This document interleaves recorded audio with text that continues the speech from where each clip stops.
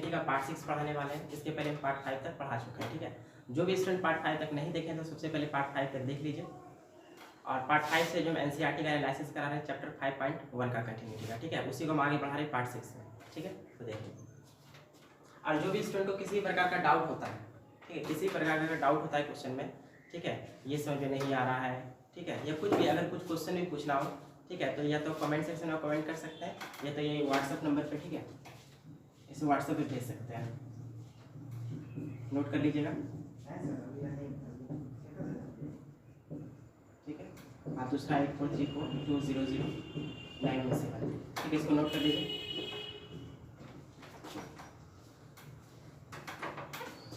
देखिए क्वेश्चन क्या है, forward value of lambda is a function defined by fx बराबर, ये दिया हुआ है कंटीन्यूअस एट x बराबर 0, मतलब कि forward value of lambda, lambda के किस मान के लिए दिया गया फंक्शन जो है 0 पे कंटीन्यूअस है। लेम्डा के किस मान के लिए forward value of lambda, lambda के किस मान के लिए दिया गया फंक्शन 0 पे क्या है, कंटीन्यूअस है। तो हम ऐसा मान लेते हैं कि फंक्शन 0 पे कंटीन्यूअस है, फंक्शन 0 पे क्या है, कंटीन्यूअस है, तो लेम्डा का वैल्यू पे निकल जाएगा, ठीक है। Let fx is continuous at x बराबर 0, फंक्शन 0 पे क्या मान लिया, कंटीन्यूअस। अगर फंक्शन 0 पे कंटीन्यूअस माने हैं तो LH लिमिट, RH लिमिट और गिवन दैट तीनों क्या होगा, बराबर होगा। तो फंक्शन कंटीन्यूअस है तो LH लिमिट, RH लिमिट और गिवन दैट क्या होता है, बराबर होता है। तो किस पॉइंट पे बराबर होगा, x बराबर 0 पे। यहाँ पे limit x tends to 0 minus 0, यहाँ पे fx, यहाँ पे limit x tends to 0 plus 0 fx, और यहाँ पे फंक्शन में 0 क्या कर देंगे, क्योंकि जिस पॉइंट पे चेक करना है फंक्शन में x की जगह पे क्या करना है, उसी पॉइंट को बैठाना है, किसको, तो 0 को, ठीक है। ये LH लिमिट है, LH लिमिट क्या बोलता है कि x 0 की तरफ जाएगा लेफ्ट साइड से, तो x का मान 0 से क्या होगा, छोटा होगा, ठीक है। तो x का मान 0 से छोटा, तो x का मान 0 से छोटा, यहाँ पर x का मान 0 से छोटा के लिए फंक्शन क्या चल रहा है, lambda x square minus 2x, फिर RH लिमिट है, limit x tends to 0, RH limit में x क्या है, 0 की तरफ जाता है राइट साइड से, और राइट साइड से जाकर तो x का मान 0 से क्या होगा, बड़ा होगा। x का मान 0 से बड़ा के लिए फंक्शन का मान क्या, 4x प्लस 1 लेना है बराबर f ऑफ 0, तो फंक्शन का मान 0 पे बराबर 0 पे, तो बराबर 0, बराबर 0 पे क्या है, lambda x square minus 2x। अब जहाँ क्योंकि यहाँ पे x की जगह 0 है तो यहाँ पर भी x की जगह क्या होगा, 0 होगा, तो जहाँ जहाँ x वहाँ पे 0 रख देते हैं, ठीक है। ये जो क्वेश्चन 0/0 फॉर्म में, ये जो फंक्शन है ये 0/0 फॉर्म में नहीं है। अगर 0/0 फॉर्म में नहीं है तो लिमिट का वैल्यू क्या कर सकते हैं, पुट अप कर सकते हैं। तो कितना हो जाएगा, लेम्डा 0 का स्क्वायर माइनस 2 इंटू 0, यहाँ पर भी उसी तरह पुट कर देते हैं, तो 4 इंटू 0 प्लस 1, यहाँ पर भी ये तो 0 ही होगी, यहाँ पे कितना आ गया, 0 बराबर 1 बराबर 0, ठीक है। मेरा क्या मानना था कि फंक्शन 0 पे कंटीन्यूअस है, मेरा मानना था कि फंक्शन 0 पे कंटीन्यूअस है तो लेम्डा का वैल्यू निकल जाता, लेकिन यहाँ पर क्या है 0 1 बराबर 0, दिस इज नॉट ट्रू, ये सही है नहीं, ठीक है, मतलब ये हुआ, ठीक है, दिस इज नॉट ट्रू, ठीक है। एक कॉन्ट्राडिक्शन आ रहा है कि हम फंक्शन को 0 पे क्या माने थे, कंटीन्यूअस माने थे, जबकि और इसलिए माने थे कि लेम्डा का वैल्यू निकल जाए, लेकिन यहाँ पर क्या पता चला आगे बढ़ने पर कि 0 बराबर 1 बराबर 0, जो कि संभव ही नहीं है। इसका मतलब क्या हुआ, लेम्डा के किसी भी मान के लिए फंक्शन 0 पे कंटीन्यूअस नहीं है, ठीक है। लेम्डा के किसी भी मान के लिए फंक्शन 0 पे कंटीन्यूअस नहीं है। अगर होता तो लेम्डा का वैल्यू निकलता ना, तो क्या लिखेंगे, for any value of lambda, any value of lambda fx is not continuous at x बराबर 0। मतलब क्या बोले कि लेम्डा किसी मान के लिए फंक्शन 0 पे कंटीन्यूअस नहीं है, मतलब ये हुआ कि चाहे लेम्डा का मान 2 हो तो ये फंक्शन 0 पे कंटीन्यूअस नहीं होगा, लेम्डा का मान यहाँ पे 3 भी हो जाए तो ये फंक्शन 0 पे कंटीन्यूअस नहीं होगा, या लेम्डा का मान अगर यहाँ पर कुछ भी हो तो फंक्शन 0 पे कंटीन्यूअस नहीं होगा। एनी डाउट, ठीक है। फिर उसके बाद क्या बोला, what about the continuity at x बराबर 1, what about the continuity at x बराबर 1, तो एट एक्स बराबर 1 पर कंटिन्यूटी के बारे में क्या कह सकते हैं, तो देखिए तो सबसे पहले तो एक चीज देख रहे हैं कि यहाँ पर जो है एट एक्स बराबर 0 बोला था, यहाँ पर 1।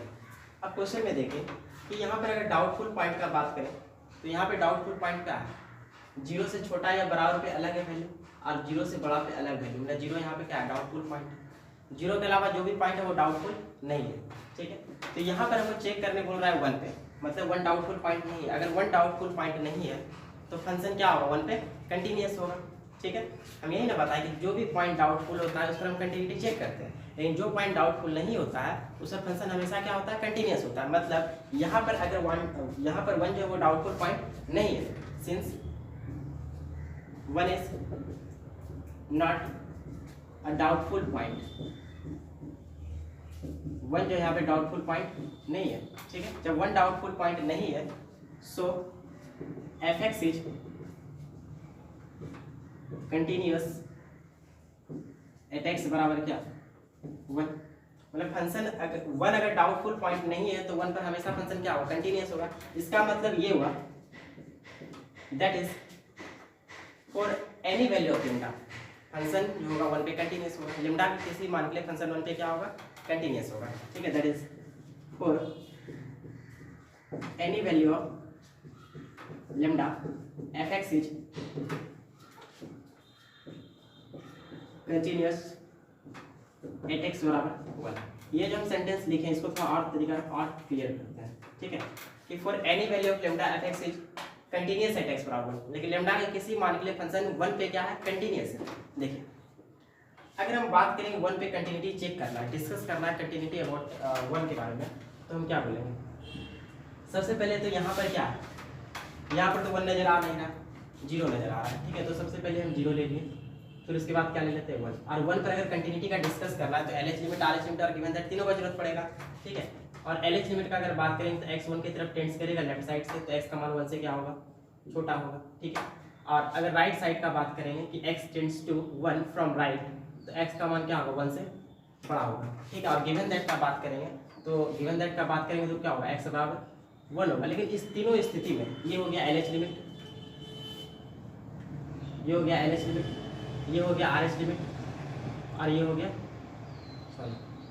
ये हो गया गिवन दैट, और ये हो गया आरएच लिमिट। इस तीनों स्थिति में जो है, तीनों स्थिति में अगर चुनना है तो x का मान 0 से क्या होगा, बड़ा होगा, ठीक है। 1 जो है, ठीक है, चाहे हम लेस देन 1 का बात करें, बराबर 1 का बात करें, ग्रेटर देन 1 का बात करें, वो 0 से क्या आ रहा है, बड़ा, 0 को उधर है तो 0 से क्या आएगा, बड़ा। जब 0 से बड़ा होगा तो हर स्थिति में 0 से बड़ा होगा तो फंक्शन का मान क्या चुनना है, 4x + 1 को चुनना है, ठीक है। मतलब एलएच लिमिट के लिए फंक्शन यही चुनाएगा, ठीक है। एलएच लिमिट के लिए फंक्शन क्या चुनाएगा, एलएच लिमिट के लिए फंक्शन जो 4x + 1 ही चुनाएगा, ठीक है। और आरएच लिमिट के लिए फंक्शन क्या चुनाएगा, 4x + 1 ही चुनाएगा, ठीक है। और गिवन दैट के लिए फंक्शन क्या चुनाएगा, 4x + 1 ही चुनाएगा, ठीक है। और क्यों चुनाएगा, क्योंकि x का मान 0 से क्या है, बड़ा है, x का मान 0 से क्या है, बड़ा है, इसलिए हम क्या किए, तीनों स्थिति में यही का फंक्शन चुनेंगे। एनी डाउट, ठीक है। अब देखिए चुनने के बाद क्या होता है, चुनने के बाद क्या होता है कि अब x की जगह क्या बैठाना पड़ेगा, एलएच लिमिट में गए, यहाँ पर x की जगह 1 बैठाएंगे, कितना हो जाएगा, 4 चक्का 4 5 हो गया। यहाँ पर गिवन दैट में गए, फिर x की जगह 1 बैठाएंगे, यहाँ पर ही 5 हो जाएगा। और आरएच लिमिट में गए, यहाँ पर भी कितना हो जाएगा, 5 हो जाएगा। तो क्या देख रहे हैं, LH limit, given that, RH limit क्या हो रहा है, इक्वल हो रहा है। फंक्शन जो है 1 पे क्या है, कंटिन्यूअस है, फंक्शन 1 पे क्या है, कंटिन्यूअस है।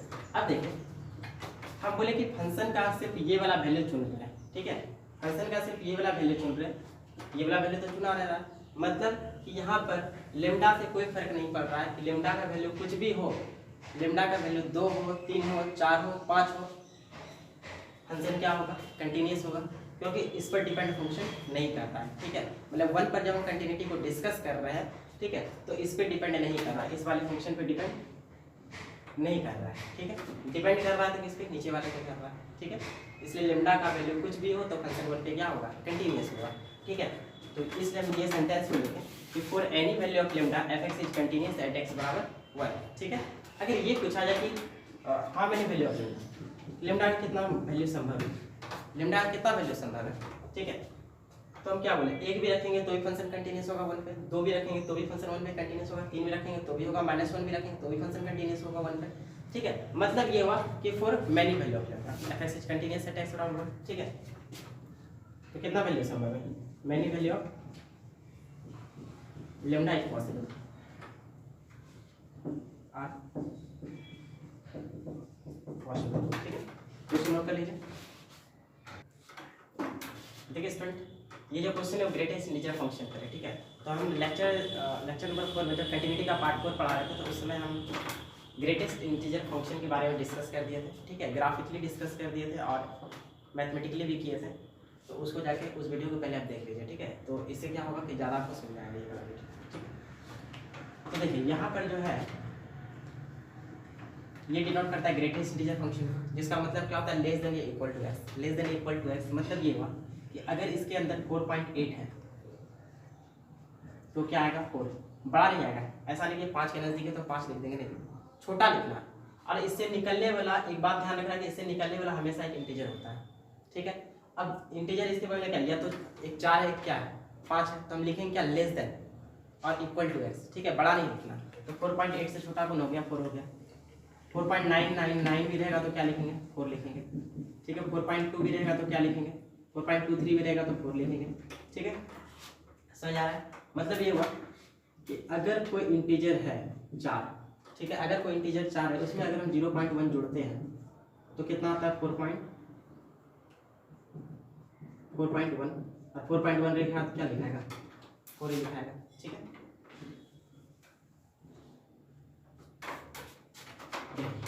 so that the function defined by gx बराबर x minus greatest integer function is discontinuous at all integral point। क्या दिखाना है कि ये जो फंक्शन है, ये जो फंक्शन है वो डिसकंटिन्यूअस है कहाँ पर, तो eight all integral points. Integral points का मतलब क्या होता है, इंटीजर नंबर। ठीक है, मतलब ये दिखाना है कि ये जो फंक्शन gx है वो इंटीजर नंबर पे डिसकंटिन्यूअस है, सारे इंटीजर नंबर पे क्या है, डिसकंटिन्यूअस है। ठीक है, here this denotes greatest integer function. ये क्या डिनोट हो रहा है, इसको कहते हैं ग्रेटेस्ट इंटीजर फंक्शन। ठीक है, तो देखिए अगर हम बात करें LH लिमिट का, सबसे पहले तो फंक्शन मेरा दिया हुआ है gx बराबर x minus greatest integer function. ठीक है, सबसे पहले हम कंटिन्यूटी किस पे डिस्कस करेंगे। यहाँ पर कोई पॉइंट तो दिया हुआ है नहीं, अब बोल रहा है कि इंटीग्रल पॉइंट पे क्या दिखाना है, डिसकंटिन्यूअस दिखाना है। तो हम मान लेते हैं कि 1 भी इंटीग्रल पॉइंट से, 2 भी इंटीग्रल पॉइंट से, 3 भी इंटीग्रल पॉइंट से, -3 भी इंटीग्रल पॉइंट से, -4 भी इंटीग्रल पॉइंट से, कौन सा इंटीग्रल पॉइंट से माने, इस पे चेक करें, किस पे चेक करें, किस पे चेक करें, किस पे चेक करें। तो हम ऐसा कर लेते हैं कि इंटीजर नंबर तो बहुत सारा, उस पूरे इंटीजर नंबर में से कोई हम जनरली जो है एक आर्बिट्रेरी नंबर r चुन लेते हैं। एक आर्बिट्रेरी नंबर क्या चुन लेते हैं, r क्या है, यहाँ पर एक इंटीजर है, r क्या है, इंटीजर है। ठीक है, आप इसी पे कंटिन्यूटी का क्या करेंगे, डिस्कस करेंगे। ठीक है, let r be any integral y। ठीक है, तो चेक करते हैं आपका LH limit x tends to r minus 0 gx बराबर limit x tends to r। gx का वैल्यू कितना है, x minus greatest integer function. ठीक है, यहाँ पर कि r एक इंटीजर है, x r की तरफ क्या कर रहा है, टेंड्स कर रहा है, x r की तरफ क्या कर रहा है, टेंड्स कर रहा है। तो x का मान r से क्या होगा, छोटा होगा। अगर x का मान r से छोटा है तो क्या हम x बराबर r में से छोटा सा नंबर क्या कर दिए, घटा के लिख दिए। x को हम क्या लिख दिए, r में से एक छोटा सा नंबर घटा के लिख दिए। h क्या, h is a very very small but positive number, इसको लिखना है। ठीक है, h is a very very small but positive. ठीक है, तो यहाँ पर यही करते हैं, लिमिट जहाँ पर x है वहाँ पे क्या पुट करते हैं, r minus h tends to क्या हो गया r, यहाँ पे x की जगह r माइनस एच, यहाँ पर भी x की जगह r माइनस एच। ठीक है, तो यहाँ से r क्या हो गया, कैंसिल हो गया। तो limit h tends to 0 r minus h. अब देखिए यहाँ पर क्या होने वाला, r माइनस एच।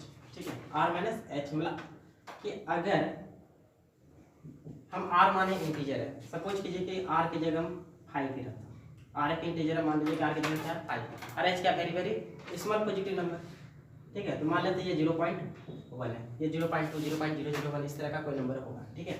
अब उसके बाद हमको ये फाइंड करना है, अगर इसमें घटा दे दिए हो गया 4.9, क्या हो गया 4.9 और 4.9 रहेगा तो क्या निकलता है 4, मतलब ये हुआ कि हम आर माने थे, हम क्या माने थे आर माने थे, मतलब 5 माने थे तो 4 निकला, ठीक है। 5 माने थे तो एक कम निकला, उसी तरह अगर आर मानते तो एक कम निकलता, मतलब आर मानेंगे तो क्या निकलेगा आर माइनस 1, ठीक है। मतलब कि अगर आर एक इंटीजर है तो इससे पहले का इंटीजर क्या होगा आर माइनस 1, ठीक है।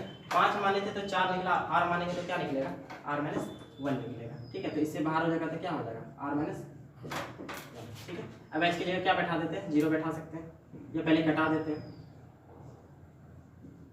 Are minus h minus r minus minus plus ये आर कैंसिल हो गया, अब एच की जगह 0 बैठा दे तो माइनस 0 प्लस 1, ठीक है। माइनस 0 प्लस 1 तो कितना हो गया प्लस, तो एल एच लिमिट कितना निकल गया +1, एल एच लिमिट कितना निकल गया +1 निकल गया। अब आते हैं R H limit, R H limit, तो आर एच लिमिट में क्या होगा कि एक्स आर की तरफ टेंड्स करेगा, सबसे पहले limit x tends to r plus 0, यहाँ पे कितना gx बराबर limit x tends to r और gx का वैल्यू कितना है x minus greatest integer function, ठीक है। इसके बारे में क्या पता है लिमिट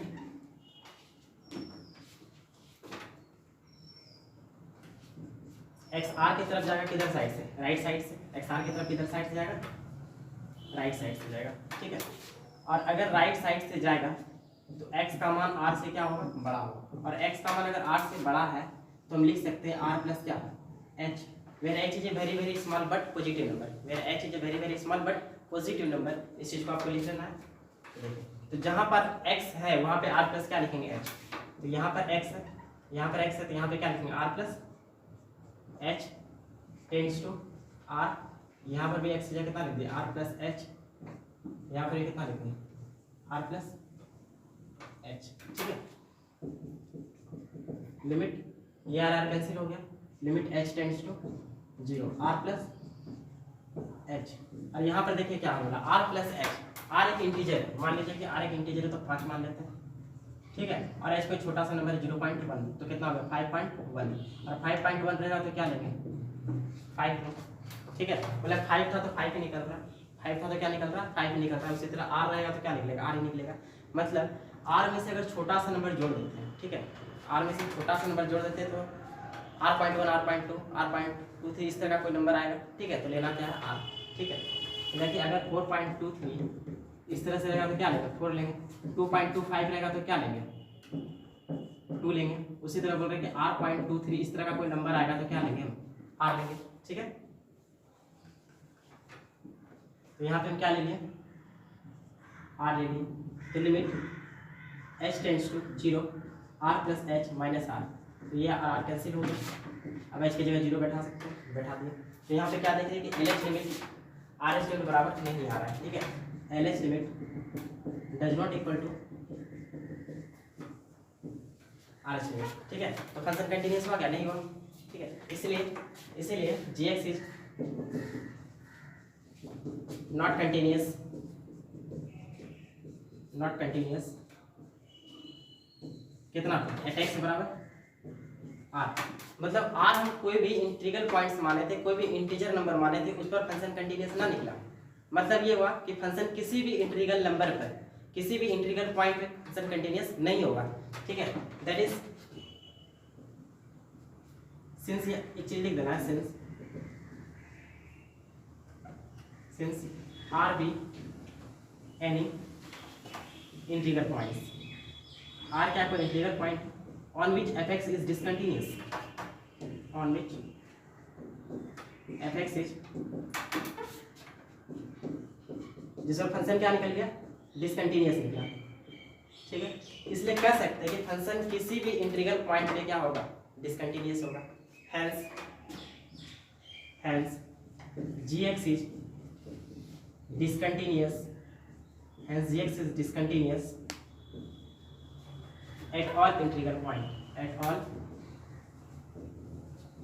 इंटीग्रल पॉइंट में इंटीजर नंबर, इंटीग्रल पॉइंट, ठीक है, इसको नोट कर लीजिए। देखिए student, is the function defined by fx और x square minus sin x plus 5 continuous at x बराबर 5। दिखाना कि जो फंक्शन है मतलब क्या ये फंक्शन पाई पे कंटीन्यूअस है। क्वेश्चन ऐसा पूछा गया क्या ये फंक्शन पाई पे कंटीन्यूअस है।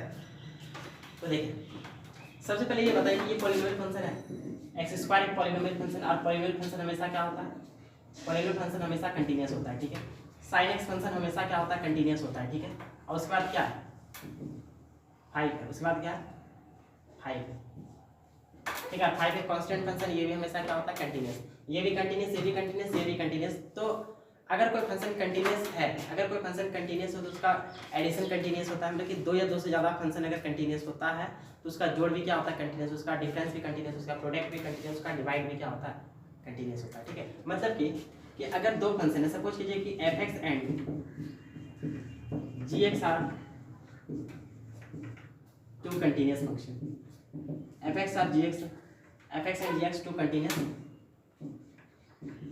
फंक्शन, ठीक है। देन क्या क्या होगा, देन ये होगा कि f(x) plus g(x) is also continuous, f(x) plus g(x) is also continuous, ठीक है। तो f(x) और g(x) दोनों का एडिशन कंटीन्यूअस होगा, दोनों का डिफरेंस भी क्या होगा f(x) माइनस g(x) भी इज आल्सो कंटीन्यूअस फंक्शन, फिर दोनों का प्रोडक्ट भी f(x) into g(x) is also continuous function, ये होगा। फिर दोनों का बटे f(x) by g(x) is also continuous function, ऐसा कुछ होगा, ठीक है। लेकिन यहाँ पर क्या होगा, यहाँ पर g(x) does not equal to 0। बात समझ आ गया कि मतलब कि दो फंक्शन अगर कंटीन्यूअस हो तो उस दोनों का जोड़ भी कंटीन्यूअस होगा, उस दोनों का डिफरेंस भी कंटीन्यूअस होगा, उस दोनों का प्रोडक्ट, उस दोनों का गुना भी कंटीन्यूअस होगा, उस दोनों को डिवाइड करेंगे तो भी कंटीन्यूअस होगा, लेकिन नीचे वाला चीज 0 के बराबर नहीं होना चाहिए, ठीक है। तो उसी तरीका से यहाँ पे कि ये कंटीन्यूअस फंक्शन है, ये कंटीन्यूअस फंक्शन है, ये कंटीन्यूअस फंक्शन है, यहाँ पे भले दो फंक्शन नहीं, यहाँ पे 3 फंक्शन है, ठीक है। अब तीनों कंटीन्यूअस फंक्शन है तो हम कह सकते हैं कि पूरा फंक्शन f(x) क्या होगा कंटीन्यूअस होगा, क्योंकि तीनों जो है कंटीन्यूअस फंक्शन से ही मिलकर बना है ना, तीनों जो है कंटीन्यूअस फंक्शन से ही मिलकर बना है, इसलिए ये क्या होगा कंटीन्यूअस। से एक तरीका ये है, एक तरीका ये है कि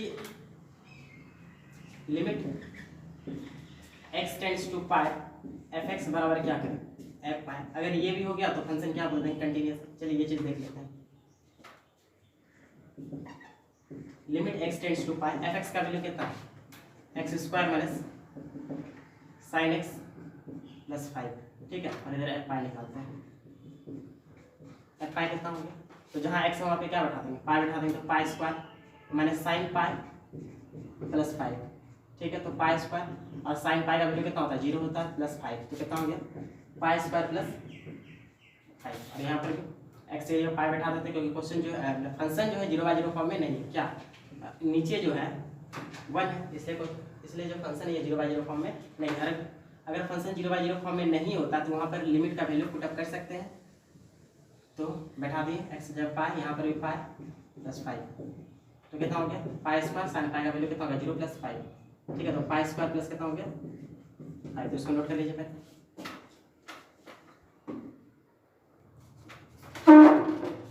ठीक है। सुनिए ये दोनों चीज़ क्या आ गया बराबर आ गया, ठीक है, मतलब कि ये फॉलो हो गया, ठीक है। मतलब लिमिटिंग वैल्यू बराबर limiting value of the function is equal to the value putting on this function, ठीक है। इसलिए फंक्शन क्या हो गया पाई पे कंटीन्यूअस हो गया, ठीक है। देखिए स्टूडेंट्स क्या लिखा है, discuss the continuity of the following function. नीचे जो फंक्शन दिया हुआ है उसके कंटिन्यूटी के बारे में डिस्कस करना है, a b और c तीनों फंक्शन का कंटिन्यूटी के बारे में क्या करना है डिस्कस करना है, ठीक है। अभी हम पहले बताए थे कि sin x और cos x फंक्शन हमेशा क्या होता है कंटिन्यूअस होता है, ठीक है। Since sin x and cos x function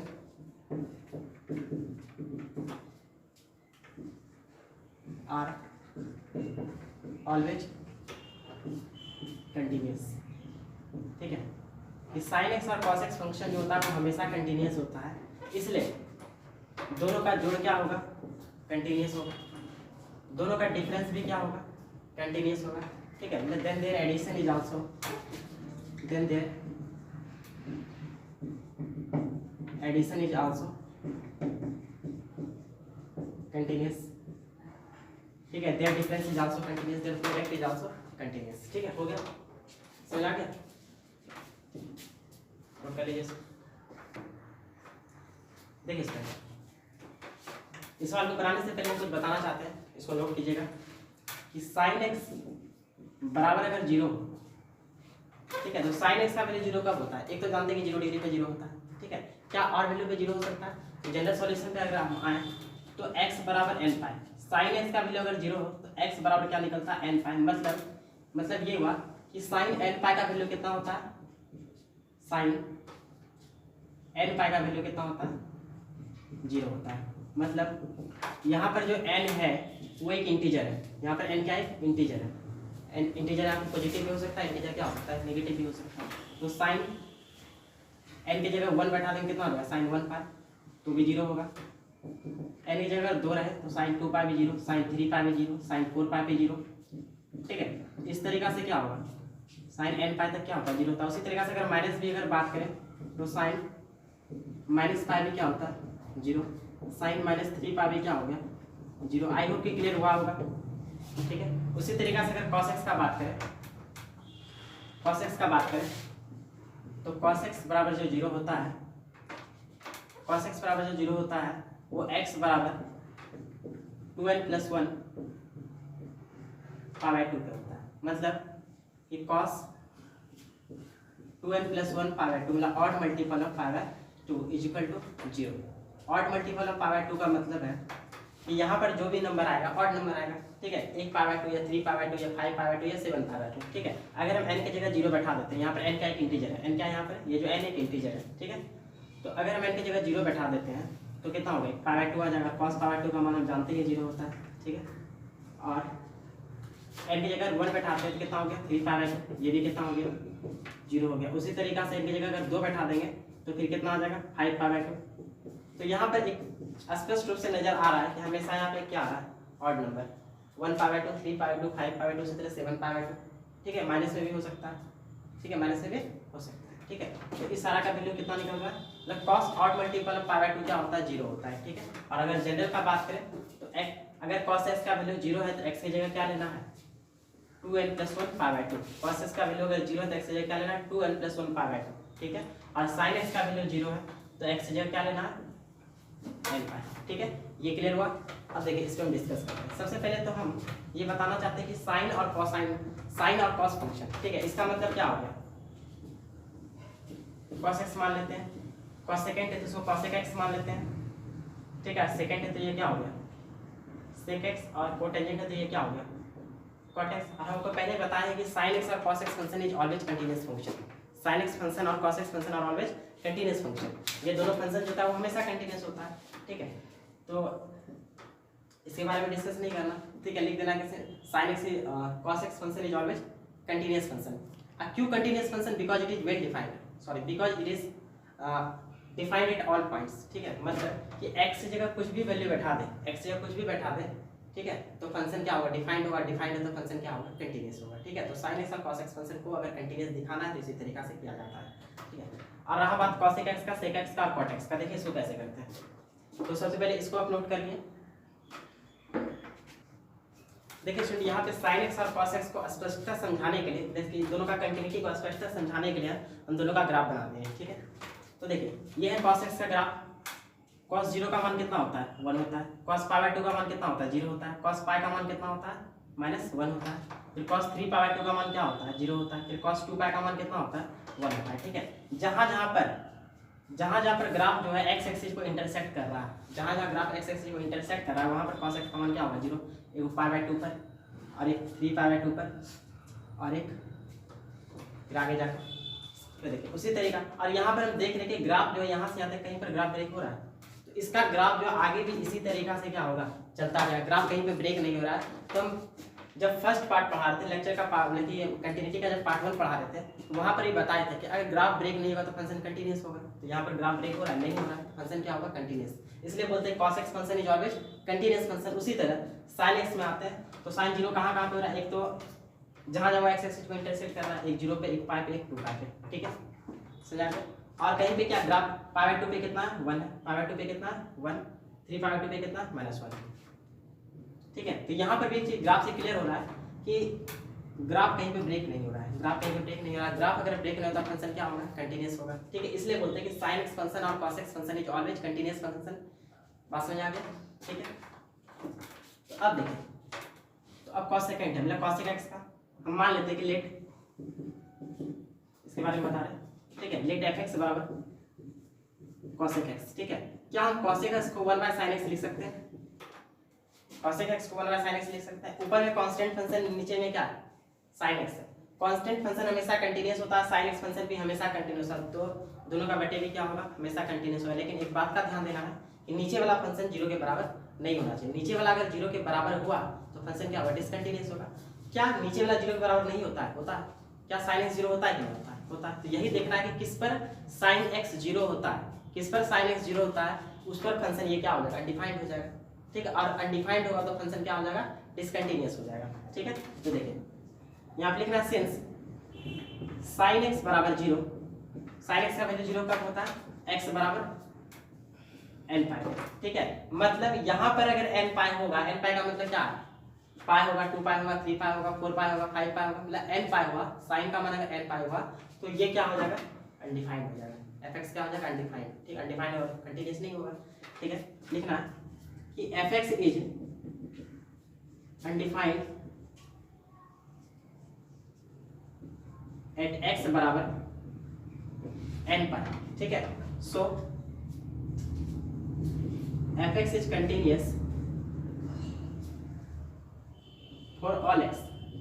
सारे x पे कंटीन्यूअस तो होगा, किसको छोड़कर, एक्सेप्ट x बराबर n पाई को छोड़कर। ठीक है, मतलब n पाई को छोड़कर बाकी सारे पे फंक्शन जो होगा fx वो कंटीन्यूअस होगा। ठीक है, उसी तरीका से आते हैं सेकंड में, और सेकंड में आएंगे तो यहाँ पे क्या लिखेंगे, sec x, और sec x को क्या लिख सकते हैं, 1/cos x लिख सकते हैं। ठीक है, और cos x 0 होता है कि नहीं होता है, तो cos x 0 कितना पे होता है, तो 2n + 1 π/2 पे।